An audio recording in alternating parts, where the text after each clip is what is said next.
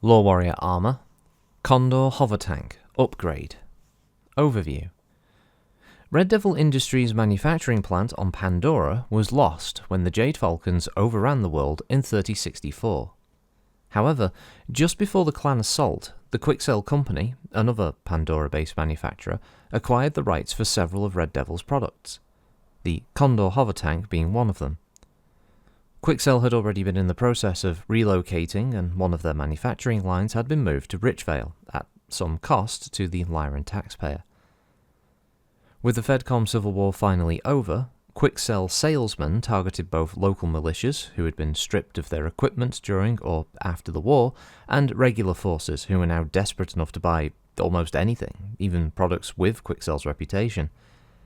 Quikscell's engineers then faced the rather large challenge of matching the hype generated by the company's marketing department.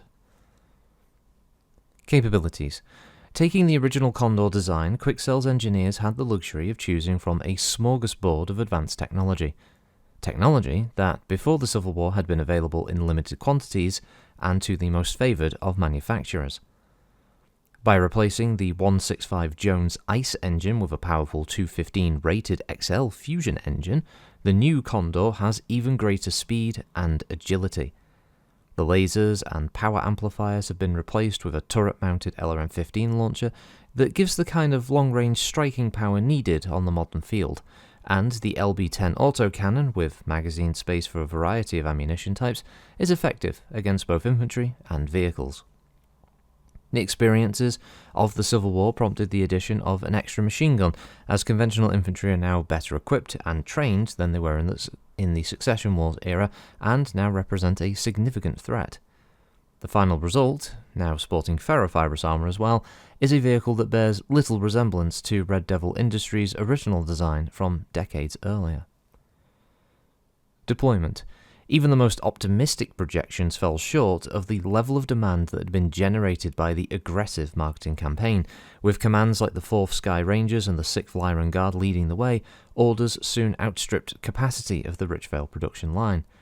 While hurrying to commission a second production line, Burton Richards, an executive of Quikscell, hit upon the idea of packaging the unassembled components and just selling them in kit form, at a small discount, to the now growing list of impatient customers. Surprisingly, the concept proved remarkably popular. Although the resulting vehicles had some reliability issues, often in direct proportion to the competence of the tech crews that were given the task of assembling these flat-pack tanks, on more than one occasion, worried customers would find themselves with a completed Condor and a pile of unidentifiable components for which there was no apparent use. In the wake, then, of the surprise attacks by the Word following the dissolution of the Star League, demand for the Condor would continue to soar. Duke Robert Kelsworth Steiner, personally, would purchase 2 companies of the vehicle to help outfit the newly formed 2nd and 3rd Sky Guards. Success on the battlefield would encourage them to purchase more of the vehicles, resulting in a preponderance of hover vehicles in the Sky Guard's armour component. They fended off the Wobby's assault on Skye in 3073, and the 2nd Guards used their Condors to repeatedly sting the Wobby's 3rd Division, slowing their advance long enough for the battle mechs and infantry to get into position to defend New Glasgow. Both mercenaries and regular Lyran Alliance troops used the speedy Condor to great effect on Coventry, as they hunted down the remnants of the Blakist troops who were trapped on the surface. In the Free Worlds League, sales of the Condor have picked up dramatically as different factions look at their own defences. The Andurian Rangers now field at least 2 companies, and the design is also becoming quite common as a sight in the Regulan and All-Off armour commands. Variants. In a bid to now reduce the Condor's dependence on ammunition, Quikscell have produced a variant that replaces the autocannon with a Cyclops extended range large laser. The vehicles have been augmented by adding a turret-mounted AMS system, an extra ton of armour, and an ECM unit. Notable crew includes Miranda Lee, Boris Kutzoff, Freya McClintock, and Freddie Von. Amongst the few members of the 21st Centauri Lancers to survive the devastation of Tukiad, the 4 were forced to abandon their old scimitar when the Killer Bees ran the Blakist blockade to rescue the Lancers. Presented with an upgraded Condor as their new ride, the crew has worked hard to resurrect the mercenary command from the ashes.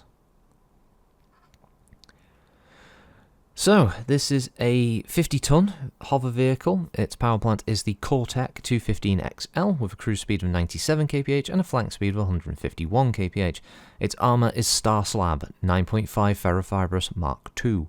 It's armed with 2 Surefire miniguns, 1 Valiant Abalest LRM-15, and a Midron XL5 SG LB-10 AC, manufactured by Quikscell Company on Richvale.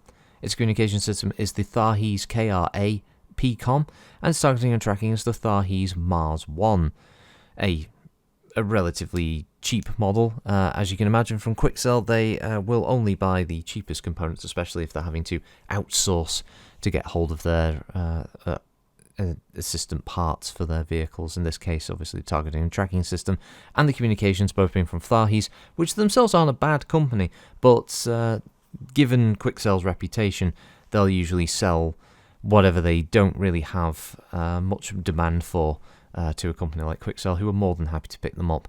The Tharhees is an adequate system, let's say. It's not doing anything special, and to be honest, some may even refer to it as quite retro for a targeting and tracking system, especially with regards to its graphics user interface, and even some of the sounds sound like they were quite old, possibly from some kind of sound chipboard. Lots of beeps and boops from the thing. It's very unusual. As we can have a look at the stats, it is a vehicle then that moves 9 and 14 hexes at flank speed. It has 10 heatsinks, which is all it needs, of course. For a tank, its armour is 31 on the sides, 31 on the front, 21 on the sides, I apologise.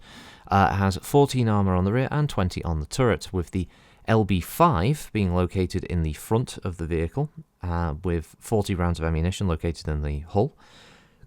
2 machine guns, which are located on the front as well. It doesn't immediately show where they are, though. I'm not quite sure where these miniguns are supposed to be, but apparently they're there. There's 100 rounds, so like 50 between each, in the turret as well. In the hull, and then an LRM-15 right on the top of the vehicle with 16 rounds of ammo.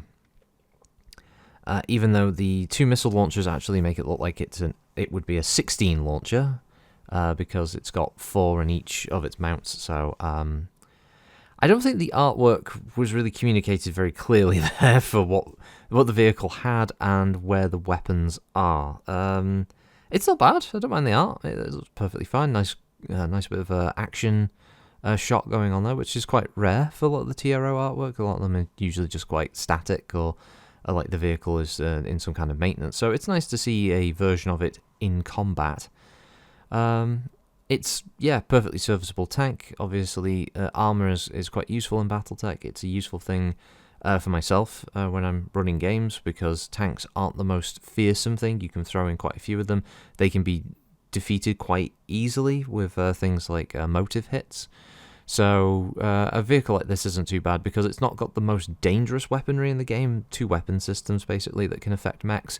And although it's got a lot of armour, because it's a hover vehicle, a motive hit, which are fairly common, can very quickly down a hover vehicle, because their hover technology, the skirts, that kind of thing, or the retro lift thrusters can be damaged quite easily, and the vehicle can be disabled like that. So you don't have to out and out destroy hover vehicles in Battletech. So it's actually a useful little thing to throw in.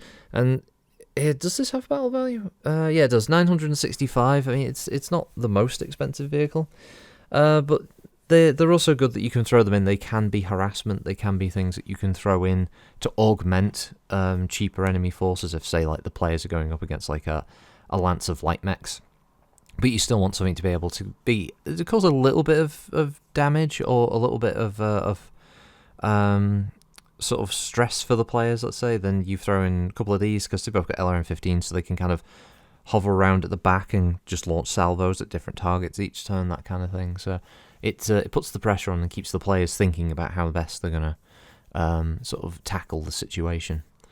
But it's not bad. I like the write-up. Quikscell Corporation, they dip in and out of the technical readouts throughout the years of their dubious reputation that's still intact all this time. You wouldn't have them any other way. But that's the Condor hover tank upgrade. An unusual name. I don't know if they should have just gone with just calling it like the Condor 2 or something like that. But or just the Condor heavy hover tank Quikscell or something like that. I don't know. Just something a bit better than upgrade in brackets. Bit strange, really. Anyway, have a good one all. I'll catch you in the next one. And, thanks for listening. Bye.